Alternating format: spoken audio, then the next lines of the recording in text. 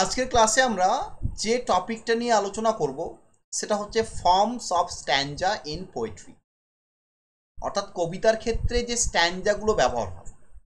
আমরা জানি কোনো কবিতা একটা স্ট্যাঞ্জায় লেখা হতে পারে, কোনো কবিতাতে দুটো স্ট্যাঞ্জা থাকতে পারে, কোনো কবিতায় 5টা স্ট্যাঞ্জা, কোনো কবিতায় 3টে, কোনো কবিতায় 10টা, তাহলে বিভিন্ন স্ট্যাঞ্জা থাকতে পারে। তাহলে এই যে স্ট্যাঞ্জাগুলো, এই স্ট্যাঞ্জাগুলোর পার্টিকুলার একটা ফর্ম আছে, গঠন আছে, একটা প্যাটার্ন আছে। তাহলে সেই গঠন বা সেই প্যাটার্নটা কি, আজকের ক্লাসে আমরা সেটা বুঝব। সেই ক্লাসের নাম হচ্ছে ফর্মস অফ স্ট্যাঞ্জা ইন পোয়েট্রি। বিভিন্ন রকমের ফর্ম আছে, তো সেই ফর্মগুলোকে বুঝবো। তাহলে প্রথমে হচ্ছে কাপলেট। কাপলেট মানে কি বাবা? কাপল থেকে কাপলেট। কাপল মানে দুজন, একজন প্রেমিক আর একজন প্রেমিকা, তাদেরকে আমরা কি বলছি? কাপল। দুজন। তাহলে প্রথম স্ট্যাঞ্জা হচ্ছে 2 লাইনের হতে পারে। তাহলে কাপলেট মানে হচ্ছে 2 লাইনস পোয়েট্রি। 2 লাইনের স্ট্যাঞ্জা যুক্ত কবিতাকে কি বলা হয়? কাপলেট বলা হয়। ঠিক আছে। কাপলেট শব্দটা কোত্থেকে এসছে? ফ্রেঞ্চ শব্দ থেকে এসছে। এর অর্থ হচ্ছে 2 pieces of iron riveted or hinged together. যখন লোহার দুটো টুকরোকে মিলিয়ে একটা বানাবে তখন তাকে বলা হয় কাপলেট। কোন ভাষায়? ফ্রেঞ্চ ভাষায়। তো সেই ফ্রেঞ্চ থেকে শব্দটা এসছে ইংরাজিতে, এবং কবিতার ক্ষেত্রে কাপলেট মানে 2 লাইনের স্ট্যাঞ্জা যুক্ত কবিতা। ঠিক আছে। এই কাপলেট বিষয়টা প্রথমে কে ব্যবহার করেছেন বাবা? কাপলেট এই ব্যবহারটা আমরা দেখতে পাই চসার এবং সিডনির মধ্যে। চসার ব্যবহার করেছেন। চসারের কবিতাগুলো সব রাইমিং কাপলেটে লেখা, কিন্তু কাপলেট টার্মটাকে প্রথম ইউজ করেছেন ফিলিপ সিডনি। কাপলেট টার্মটাকে প্রথম ইউজ করেছেন ফিলিপ সিডনি তার বিখ্যাত বই আর্কেডিয়াতে 1590। তিনি সেখানে বলছেন, in singing some short কাপলেটস where to the one half beginning the other half should answer. Sydney প্রথম ব্যবহার করছেন কাপলেট শব্দটাকে, কিন্তু কাপলেটের ব্যবহার চসার অলরেডি করে দিয়েছেন তার ক্যান্টারবেরি টেলসে। কারণ আমরা জানি চসার হচ্ছে সিডনির চেয়ে আগের কবি। প্রথমে চসার, তারপর সিডনি। কারণ চসার বিলং করছেন 14 সেঞ্চুরিতে, আর সিডনি বিলং করছেন আমাদের 15 এবং 16 সেঞ্চুরিতে। তাহলে চসার অনেকটাই আগে। তো চসার কাপলেট ব্যবহার করে ফেলেছেন, 2 লাইন স্ট্যাঞ্জা যুক্ত কবিতা, কিন্তু তিনি কাপলেট নামটা যে কাপলেট সেই নামটা দেননি। নামটা দিলেন কে বাবা? Philip Sydney. কোথায় নাম দিলেন? তার আর্কেডিয়াতে 1590। ঠিক আছে। এবারে এই যে কাপলেট, এই কাপলেট আবার বিভিন্ন রকমের হয়। কাপলেট আবার বিভিন্ন রকমের হয়। কেমন হতে পারে? প্রথমত একটা কাপলেট হতে পারে ফর্মাল কাপলেট। ফর্মাল কাপলেটকে বলা হয় ক্লোজড কাপলেট। আবার একটা রান অন কাপলেট, বা যাকে বলা হয় ওপেন কাপলেট। তাহলে কাপলেট 2 ধরনের হতে পারে, ক্লোজড কাপলেট, ওপেন কাপলেট। ঠিক আছে। যেগুলো ক্লোজড কাপলেট সেখানে কি হয় বাবা? একটা ফুল স্টপ পড়ে যায়। ফুল স্টপ পড়ে যায়। কিন্তু যেগুলো ওপেন কাপলেট সেগুলোতে ফুল স্টপ পড়ে না। প্রথম লাইনের মিনিংটা দ্বিতীয় লাইনে গিয়ে শেষ হয়। কাপলেট মানে তো 2 লাইন। এবার যেগুলো ওপেন কাপলেট সেগুলো কেমন হবে? এই একটা লাইন ফুল স্টপ পড়ে গেল, আবার একটা লাইন ফুল স্টপ পড়ে গেল। তাহলে এটা হলো আমাদের ক্লোজড কাপলেট, ওপেন নয়, ক্লোজড।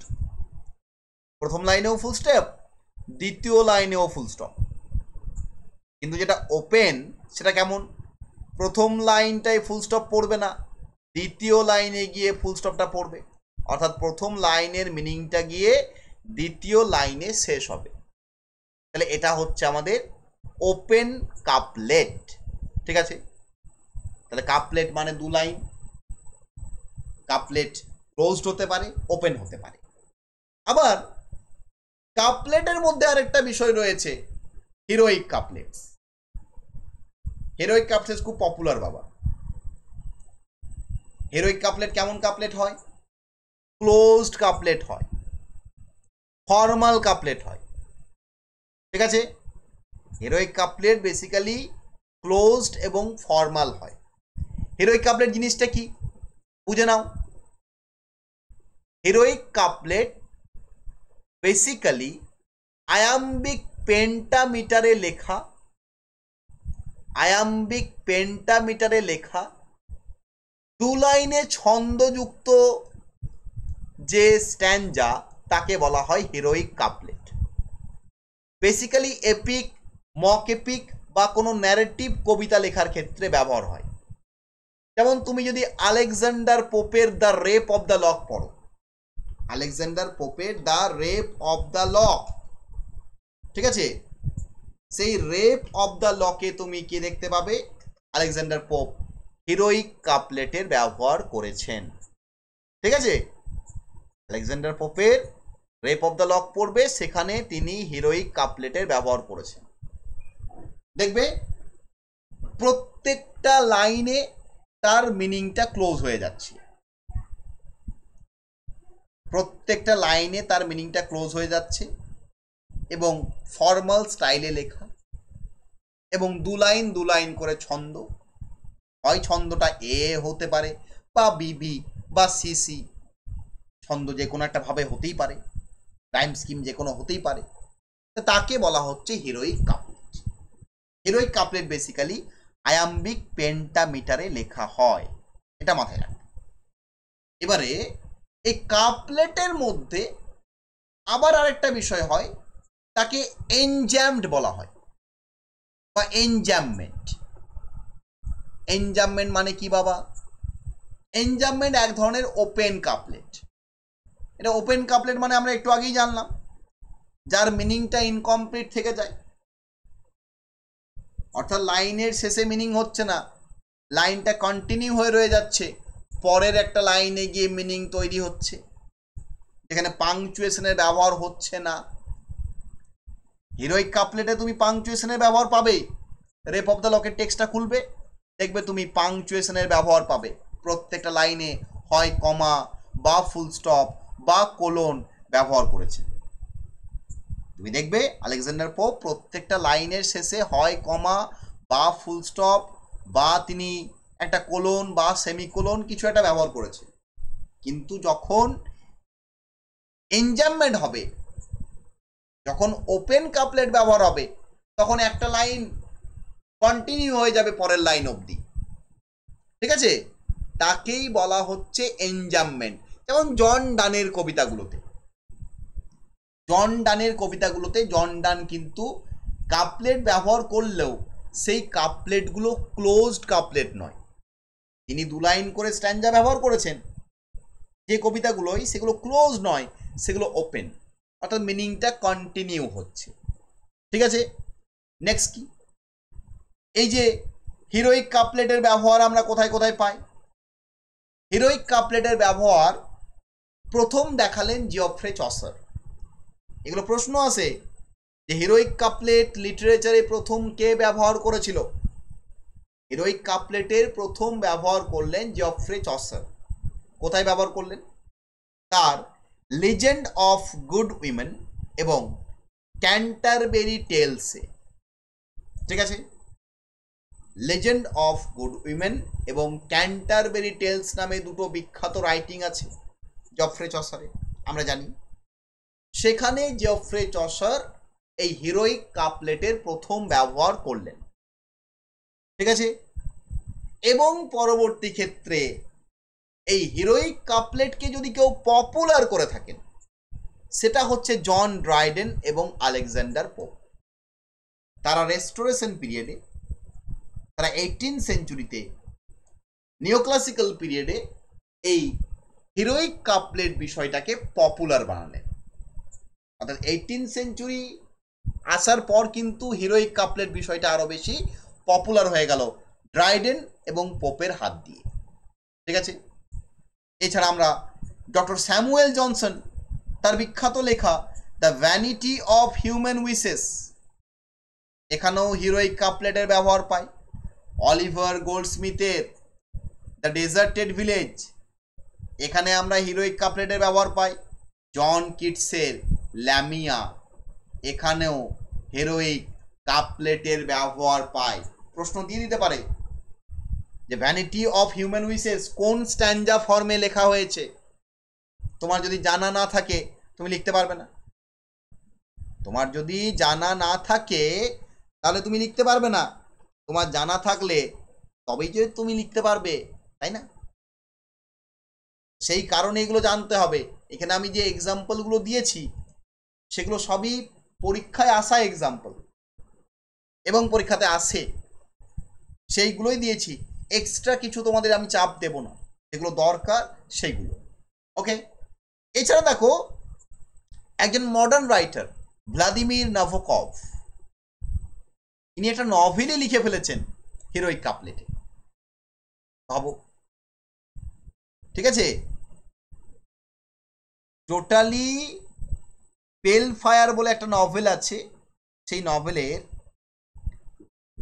999টা লাইন আছে, সেখানে 4টে ক্যান্টোযুক্ত কবিতা আছে, সেটা টোটালি হিরোইক কাপলেটে লেখা এবং তার সাথে এনজামমেন্টেরও ব্যবহার হয়েছে, অর্থাৎ কাপলেটে লেখা। তাহলে প্রশ্ন আসতে পারে যে লিটারেচারে কোন নভেলের মধ্যে আমরা কাপলেটের ব্যবহার পাই। তাহলে ইনিশিয়ালি প্রশ্নটা দেখে আমাদের ভুল মনে হতে পারে, আমরা ভাবতেই পারি যে যা বাবা, নভেলের মধ্যে আবার কি করে কাপলেটের ব্যবহার হবে, কাপলেট তো কবিতার জিনিস। কিন্তু যদি আমাদের নলেজ থাকে, যদি সেই বিষয়টা আমাদের পড়া থাকে, তখন কিন্তু আমরা ইজিলি বুঝতে পারবো যে না, আমাদের নভেলের ক্ষেত্রেও ব্যবহার করা যায়। ভ্লাদিমির নাভোকভ পেল ফায়ার নভেলে অলরেডি সেটা ব্যবহার করে দিয়েছি। ওকে, তাহলে কাপলেট বুঝলাম, কাপলেট 2 লাইনের কবিতা। কাপলেটের পর আমরা যে জিনিসটা জানবো সেটা হচ্ছে টেরসেট। কাপলেটের পর জানবো আমরা টেরসেট। আচ্ছা, নেক্সট হচ্ছে আমাদের টেরসেট। টেরসেট মানে কি? 3 লাইনের স্ট্যান্জা যুক্ত কবিতা, 3 লাইনস অফ পোয়েট্রি।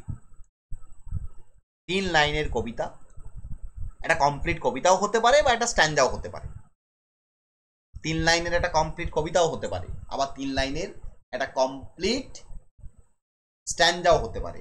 2 লাইনেরও কবিতা হতে পারে, আবার 2 লাইনের স্ট্যান্জাও হতে পারে, তাই না? তোমরা যদি এজরা পাউন্ডকে পড়ো না, এজরা পাউন্ডের কবিতা ওই 2 লাইনের 3 লাইনের এরকম। এজরা পাউন্ডের একটা পোয়েম আছে, 1913তে পাবলিশড হয়েছিল যতদূর সম্ভব, আমার ডেটটা এক্স্যাক্টলি মনে নেই এখন, বাট 1913 হবে। কবিতার নাম হচ্ছে in a station of the metro. In a station of the metro, মাত্র 2 লাইনের কবিতা। 2 লাইন এরকম, প্রথম লাইনটা এরকম আছে, the apparition of this faces in the crowd, এই কোলন আছে, petals on a wet black bough. ব্যাস, কবিতা শেষ। এটাই হচ্ছে বাবা ইমাজিস্ট পোয়েট্রির বৈশিষ্ট্য। তাহলে কবিতা 2 লাইনেরও হতে পারে, কবিতা 3 লাইনেরও হতে পারে, কবিতা 10 লাইনেরও হতে পারে। কবিতার কোনো নির্দিষ্ট বাঁধা ধরা লাইন নেই যে কবিতা লিখছো মানে তোমাকে 10 লাইনেই লিখতে হবে, এরকম কোনো ব্যাপার নেই। ঠিক আছে, টেরসেট কি বাবা? 3 লাইন যুক্ত স্ট্যান্জা হতে পারে, বা 3 লাইন স্ট্যান্জা যুক্ত কবিতা হতে পারে, বা 3 লাইনের একটা কবিতা হতে পারে। 3 মানেই টেরসেট। ট্রায়াঙ্গেল বলে না, লাভ ট্রায়াঙ্গেল, ওই ট্রায়াঙ্গেল মানে 3। টেরসেটের আবার 2টো ভাগ আছে, ট্রিপলেট এবং টেরজা রিমা। টেরসেটের 2টো ভাগ, ট্রিপলেট এবং টেরজা রিমা। এই টের সেটটাকে কে ইন্ট্রোডিউস করেছিল বাবা? একে ইন্ট্রোডিউস করেছিল স্যার টমাস ওয়াট 16 সেঞ্চুরিতে। ইংলিশ কবিতাতে স্যার টমাস ওয়াট 16 সেঞ্চুরিতে নিয়ে এসেছিলেন। ওয়াট অ্যান্ড সারে প্রত্যেকেই চিনি আমরা। ওয়াট অ্যান্ড সারে এই নামটা মনে করে দেখো। টোটালস মিসলেনি 1557। ইংরেজিতে সনেট ট্র্যাডিশন, ইংলিশ লিটারেচারে সনেট লেখার যে ট্র্যাডিশন, এটাকে তো ইন্ট্রোডিউস করেছেন কে? ওয়াট অ্যান্ড সারে।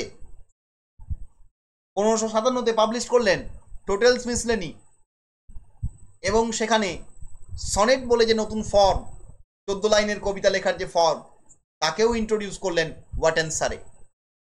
তা সেই টমাস ওয়াট 16 সেঞ্চুরিতে তিনি টের সেটের কনসেপ্টটাকে নিয়ে এলেন ইংলিশ লিটারেচার। ঠিক আছে, যেমন দেখো haiku basically Japanese poem. Haiku এখন ইংরেজিতেও লেখা হয়।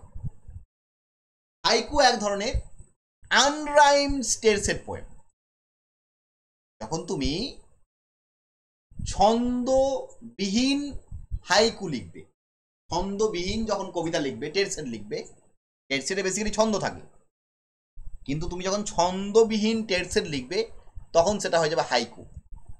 Haiku Japanese poem. ঠিক আছে, হাইকুর অরিজিন হচ্ছে জাপান, 3 লাইনের কবিতা। কিন্তু হাইকু এখন ইংলিশ ল্যাঙ্গুয়েজেও লেখা হয়, বাংলাতেও লেখা হয়, সব ভাষাতে হাইকু কবিতা লেখা হয়। তো হাইকু কবিতাকে চেঞ্জ করে লেখা হয়। ইংরেজিতে যেমন ছন্দবিহীন 3 লাইনের কবিতা লেখা হয়, তাকে হাইকু বলা হয়। ঠিক আছে, এছাড়া টের সেট দিয়ে ভিলেনেল তৈরি হয়। টের সেট দিয়ে ভিলেনেল তৈরি হয়। ভিলেনেল কি বাবা? ভিলেনেল হচ্ছে 19 লাইনের একটা কবিতা। ভিলেনেল হচ্ছে 19 লাইনের একটা কবিতা, যেখানে 5টা 3 লাইনের স্ট্যাঞ্জা থাকে আর একটা 4 লাইনের স্ট্যাঞ্জা থাকে। দেখো 5 × 3 15, আর 1 × 4 মানে 4, 15 আর 4 19। তাহলে 5টা স্ট্যাঞ্জা থাকে টের সেটে, 3 লাইন মানে টের সেট, আর লাস্টে একটা কোয়াট্রেন থাকে, কোয়াট্রেন মানে 4 লাইন। তা সেই ভিলেনেলের ক্ষেত্রে কিন্তু ভিলেনেল গঠন করতে গেলে কিন্তু 5টা টের সেটের প্রয়োজন, কারণ ভিলেনেলের স্ট্রাকচারটাই হচ্ছে এরকম। তুমি ভিলেনেল লিখবে যে কোনোভাবে লিখলে হবে না, তোমাকে 19 লাইন ফলো করতে হবে, 5টা 3 লাইনের স্ট্যাঞ্জা করতে হবে, একটা 4 লাইনের স্ট্যাঞ্জা করতে হবে, তবেই ভিলেনেল হবে। ইংলিশ লিটারেচারে বিখ্যাত ভিলেনেল আছে ডাইলান থমাসের, পারলে পড়বে। Do not go gentle into that good night. তার বাবাকে ডেডিকেট করে লিখছেন। তার বাবা যখন শয্যাতে পড়ে রয়েছেন, বিছানাতে, মৃত্যু শয্যাতে, তখন সেই বাবাকে বলছেন, father do not go gentle into that good night. খুব সুন্দর কবিতা, দারুণ কবিতা। ঠিক আছে, এছাড়া টের সেট কি করতে পারে? এ টের set May also form the separate halves of the ending sestet in a Petrarchan sonnet. Petrarchan সনেটের যে সেস্টেট পার্ট, আমরা জানি পেট্রারকান সনেটের দুটো পার্ট, একটা হচ্ছে অক্টেভ, একটা হচ্ছে সেস্টেট। অক্টেভ কাকে বলে? ফার্স্ট 8 লাইনকে অক্টেভ বলে। সেস্টেট কাকে বলে? পরবর্তী 6 লাইনকে সেস্টেট বলে। তাহলে বলছি ওই সেস্টেট তৈরি করতেও টের সেট লাগতে পারে, অর্থাৎ দুটো টের সেট মিলিয়ে একটা সেস্টেট হতে পারে। 6 লাইন মানে তো 3 + 3 হতেই পারে, দুটো টের সেট মিলিয়ে একটা সেস্টেট হতে পারে। যেমন দেখো, আমি পেট্রারকান সনেটের এক্সাম্পল দিয়েছি। আব্বা আব্বা মানে এ বিবিএ, এটা হয়ে গেল অক্টেভ। এই দুটো মিলিয়ে হয়ে গেল অক্টেভ।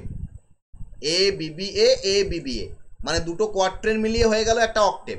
কোয়াট্রেন মানে 4 লাইন, 4 + 4 হয়ে গেল 8, অক্টেভ হয়ে গেল। অক্টেভ মানে 8 লাইন, বাদ দিয়ে দাও এবারে। এবার দেখো সিডিসি সিডিসি, এটা একটা টের সেট, আবার এটা একটা টের সেট, দুটো টের সেট মিলিয়ে তৈরি হলো একটা সেস্টেট। আবার দেখো আরেকটা এক্সাম্পল দিয়েছি, এ বিবিএ সিডি ডিসি, এটা হয়ে গেল একটা অক্টেভ পার্ট, মানে প্রথম 8 লাইন। এর পরে রইল 6 লাইন, সেই 6 লাইন আমরা তৈরি করলাম দুটো টের সেট দিয়ে, ইএফজি ইএফজি, এটা একটা 3 লাইন, এটা 3 লাইন। তাহলে পেট্রার্কান সনেটের যেটা সেস্টেড পার্ট, সেই সেস্টেড পার্ট কিন্তু দুটো টের সেট দিয়ে বানানো হয়, অর্থাৎ 8 + 6। সনেটে 14 লাইন থাকে, পেট্রার্কান সনেটে 14 লাইন থাকে। প্রথম 8 লাইনকে অক্টেভ বলা হয়, পরবর্তী 6 লাইনকে সেস্টেড। তাহলে ওই 6 লাইন আবার দুটো টের সেট দিয়ে তৈরি হতে পারে, 3 + 3। আবার কি বাবা, আবার টের সেট দিয়ে একটা সেস্টিনাও তৈরি হতে পারে। টের সেট দিয়ে সেস্টিনাও তৈরি হতে পারে। সেস্টিনা কি বাবা? সেস্টিনার অনেক নাম, সেস্টাইন, সেক্সটাইন, সেক্সটেইন। 6 লাইনের স্ট্যাঞ্জা যুক্ত কবিতাকে বলা হয় সেস্টিনা। ঠিক আছে, 6 লাইনের স্ট্যাঞ্জা যুক্ত কবিতাকে বলা হয় সেস্টিনা। এবং সেই সেস্টিনার শেষে থাকে কি গো, একটা 3 লাইন এনভয়। অর্থাৎ আমি 6 লাইন লিখলাম একটা সেস্টিনা, তার সাথে আরো 3 লাইন লিখে দিলাম, অর্থাৎ এই 6 লাইনের মিনিংটাকে 3 লাইনে কমপ্লিট করলাম। অর্থাৎ পরপর 6টা লাইন লিখলাম মনে করো সেস্টিনাতে, 4 5 6 লিখলাম, তাহলে 1 2 3 4 5 6, 6 লাইন লিখলাম, এটা আমাদের সেস্টিনা হয়ে গেল। সেস্টিনা শেষ হয় কি দিয়ে? এটা 3 লাইন এনভয়, তার সাথে আরো 3 লাইন, 1 2 3। তাহলে এই যে 3টে লাইন ব্যবহার করলাম, এই 3টে লাইন কি গো? এটা টের সেট। তাহলে সেস্টিনা তৈরি করতেও টের সেটের ব্যবহার লাগে। আবার টের সেট আমরা বুঝলাম। এবারে দেখো টের সেটের দুটো ভাগ দেখেছিলাম, একটাকে বলেছিলাম ট্রিপলেট, একটাকে বলেছিলাম টেরজা রিমা। ট্রিপলেট কি বাবা? ট্রিপলেট হচ্ছে যখন 3টে লাইনের রাইম স্কিম সেম থাকবে, একই রাইম স্কিম থাকবে, 3টে লাইনে রাইম স্কিমের কোনো পরিবর্তন করা হবে না। রাইম স্কিমের পরিবর্তন করা না হলে তাকে বলা হচ্ছে ট্রিপলেট। ট্রিপলেট কিন্তু খুব রেয়ার, ট্রিপলেটগুলো খুব বেশি ব্যবহার হয় না। ঠিক আছে,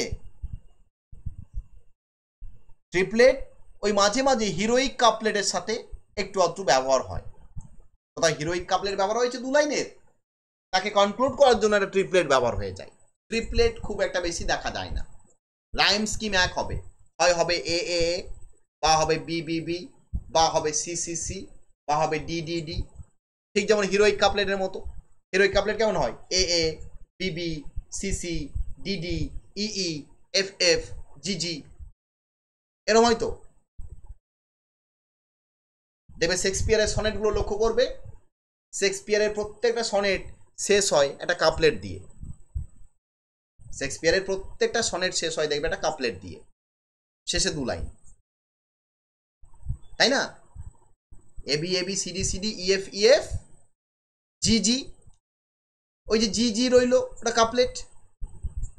শেক্সপিয়ারের প্রত্যেকটা সনেট 4 + 4 + 4, শেষে পড়ে রইল 2। তাহলে কাপলেটের মতো ট্রিপলেট, কাপলেটে যেমন রাইমটা সেম, ট্রিপলেটেও রাইম সেম। হয় এ এ এ হতে পারে, বা বি বি বি হতে পারে, বা সি সি সি, বা ডি ডি ডি, এভাবে তুমি যত কন্টিনিউ করবে। কিন্তু ট্রিপলেটে লেখা কবিতা খুব কম, ট্রিপলেটের ব্যবহার আমরা খুব রেয়ারলি দেখতে পাই। নেক্সট হচ্ছে টেরজা রিমা। টেরজা রিমা কি বাবা? টেরজা রিমা হচ্ছে 3 লাইনের স্ট্যাঞ্জা যুক্ত কবিতা, কিন্তু রাইমটা সেটা চেন থাকবে, চেন চেন রাইম প্যাটার্ন থাকবে। কিরকম? তোমরা এই যে এখানে দেখো, এটা দেখলেই বুঝতে পারবে। যেমন দেখো A B A, B C B, C D C. দেখো এ বি এ, আবার বি দিয়ে শুরু হলো, দেখো এখানে বি সি বি, ঠিক আছে, বি সি বি, আবার দেখো সি দিয়ে শুরু হচ্ছে এখানে, অর্থাৎ যেটা মাঝে থাকবে এই মাঝেরটা দিয়ে শুরু হবে। এইভাবে বাড়াতেই পারি আমরা, এইভাবে আমরা বাড়িয়ে যেতে পারি, এভাবে চলবে এটা। যেমন দেখো এ বি এ, তাহলে এবারে শুরু হবে কি দিয়ে? বি দিয়ে। বি সি বি হলো, এবারে কি দিয়ে শুরু হবে? সি দিয়ে। সি ডি সি, এবারে কি দিয়ে শুরু হবে? ডি দিয়ে। ডি ই ডি, এবারে কি দিয়ে শুরু হবে? ই দিয়ে। ই এফ ই, এইভাবে চলবে। এই যে যেটা মাঝে থাকছে সেটা দিয়ে পরবর্তী লাইন শুরু করছি, একটা চেন তৈরি করছি। তাহলে এই যে চেন তৈরির যে প্রসেস, একে কি বলা হচ্ছে? টেরজা রিমা। ঠিক আছে, টেরজা রিমার ব্যবহার শুরু করেছিলেন কে বাবা? দাঁতে অ্যালঘেইরি। দাঁতে অ্যালিঘেইরি, সেই দাঁতের লেখা বিখ্যাত বই, দান্তে নয় কিন্তু দাঁতে, আমরা অনেকে দান্তে বলি, দান্তে টানতে নয়, দাঁতে। দাঁতের ডিভাইন কমেডি, এই ডিভাইন কমেডিতে তিনি ব্যবহার করেছেন কি গো? টেরজা রিমা। এই টেরজা রিমার তিনি ব্যবহার করেছেন। ঠিক আছে, ডিভাইন কমেডিতে বেসিক্যালি টেরজা রিমা এবং হেন্ডেকাসিলেবিক লাইন ব্যবহার করা হয়েছে। প্রত্যেকটা লাইনে 11টা করে সিলেবাল আছে। ভাবো কতটা স্কলার ব্যক্তি। দাঁতে প্রথমত লিখেছেন টেরজা রিমাতে এই চেন রাইমিং ব্যাপারে, তারপর আবার হেন্ডেকাসিলেবিক, অর্থাৎ প্রত্যেকটা লাইনে 11টা করে সিলেবাল, প্রত্যেকটা লাইনে 11টা করে সিলেবাল ইউজ করেছেন। আর ইংলিশে, ইংলিশ লিটারেচারে যেখানেই তুমি টেরজা রিমার ব্যবহার পাবে সেখানেই তুমি আয়াম্বিক পেন্টামিটার পাবে। ইংলিশ লিটারেচারে টেরজা রিমার ব্যবহার যে কবিতাতেই পাবে সেখানেই তুমি সেই কবিতার যে মিটার সেটা আয়াম্বিক পেন্টামিটার। সেই কবিতার মিটার সবসময় আয়াম্বিক পেন্টামিটার হবে। ঠিক আছে, এবার আমি এক্সাম্পল দিই কোথায় কে ব্যবহার করেছেন। জফ্রে চসার, তিনি ব্যবহার করেছেন কমপ্লেন টু হিজ লেডিতে। লর্ড বায়রন ব্যবহার করেছেন দ্য প্রফেসি অফ ড্যান, দাঁতে। পিবি সেলি ব্যবহার করেছেন বিখ্যাত ode, ode to the west উইন্ডে, দ্য ট্রায়াম্প অফ লাইফে। ডাব্লিউ.এইচ. অডেন ব্যবহার করেছেন the sea and the mirror. T S. Eliot ব্যবহার করেছেন লিটল গাইডিংয়ে। রবার্ট ফ্রস্ট ব্যবহার করেছেন acquainted with the night. Archibald MacLeish ব্যবহার করেছেন দ্য কনকুইস্টেডর, এটা পুলিৎজার প্রাইজ পেয়েছিল 1932 সালে। আমি এখানে অ্যাড করে দিয়েছি পয়েন্টটা। হ্যাঁ, তারপর যেমন দেখো সিলভিয়া প্ল্যাথ দ্য শোতে লিখেছেন। অ্যাড্রিয়ান রিচ, তিনি টেরজা রিমা নামে একটা কবিতাই লিখেছেন। উইলিয়াম কার্লস উইলিয়ামস, তিনি দ্য ইয়াক্সড বলে একটা কবিতা লিখেছেন। ঠিক আছে, এছাড়া আমাদের আরেকজন রাইটার, তার নাম হচ্ছে ডেভিড ইভস, ডেভিড ইভেস। তিনি দ্য ফোবিয়া ক্লিনিক বলে একটা কবিতা লিখেছেন এবং এখানে তিনি যে টেরজা রিমাটা ব্যবহার করেছেন সেটা তিনি দাঁতেকে অনুকরণ করে, অর্থাৎ ওই হেন্ডেকাসিলেবিক, প্রত্যেকটা লাইনে 11টা করে সিলেবল। ঠিক আছে, এবং তার সাথে টেরজা রিমা। প্রশ্ন আসতে পারে যে দাঁতেকে অনুকরণ করে কোন রাইটার তার কবিতা বানিয়েছেন, সেখানে আমরা ডেভিড আইভিসের নাম বলতে পারি। ওকে, সো এটা হলো আমাদের টেরজা রিমা বা আমাদের টেরসেট। টেরসেটের দুটো ভাগ, আমরা একটা পেলাম ট্রিপলেট আর একটা টেরজা রিমা। টেড সেট মানে 3 লাইনের কবিতা, 3 লাইনের স্ট্যাঞ্জা, তাকে টেড সেট বলা হচ্ছে। সো আজকের ক্লাস আমি এখানেই শেষ করছি। আমরা নেক্সট ক্লাসে কোয়াট্রেন থেকে আলোচনা করব। আজকের ক্লাস আমাদের টেড সেটেই শেষ হলো।